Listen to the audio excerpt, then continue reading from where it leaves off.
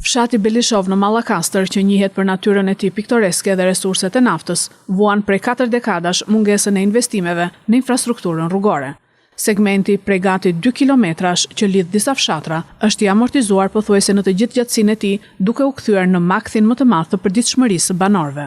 Rruga është për mos u kaluar me. Vemi në oficinë, vim lart makina nëse riparon soti, nesër do të tjera vegla. Se bëhen copa makinat. Është skandaloze. Këtu nuk është bërë asë rrugë, asë ujë, edhe këtu nuk është bërë asë të ujë ngje fariq. Këtu vetëm bimin e të bashkia i këthemi për rrugë, më tutja të vinë votat, ashim vinë bredin për votat, edhe këtu këta nuk kanë mendjen fare për të bërë këtu. Edhe në thani asë për 5 vjetë nuk bëhet ajo, rruga ju aty. Erdhi djali nga Gjermania, e pruri makinën të saktë dhe rregulloi me 6 milion lek. Çdo të thotë, për një javë të shpenzosh 6 milion lek për makinë, pse se nuk është rruga. Me thënë të drejtën, rrugët janë trok fare. Janë bërë copa. Mirëmbajtje s'ka. Uji pothuajse na e kanë prur, ja dhe kanalin ku e kanë bërë këtu. Dhe nuk ka ujë, kanë prur vetëm atë, kanë vetëm tubët. Edhe s'ka as ujë, po bën një vit e sa ky muhabet. Banorët gjithashtu vuajnë edhe mungesën e shërbimeve të tjera bazike. Dikur Belishova numëronte 500 shtëpi, ndërsa sot të banueshme janë vetëm 200.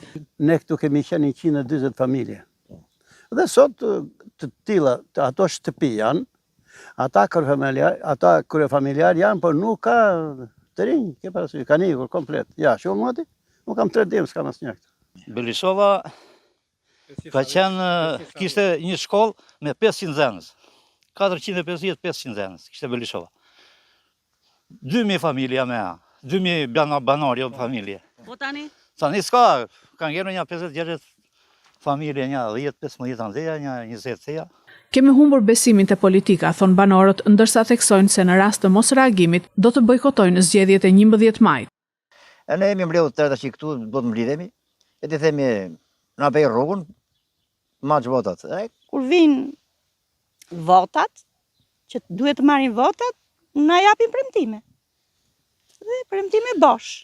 Ndërkohë kryebashkiaku i Mallakastrës, Qerim Ismailaj, në lidhje me këtë problematik, ka pohuar se në buxhetin e vitit 2025, 3 segmente rrugore në Drenov të Re, Usoj dhe Belistan janë planifikuar për të rikonstruktuar duke filluar nga muaji maj, pas përfundimit të punimeve për rrjetin e ujësjellësit.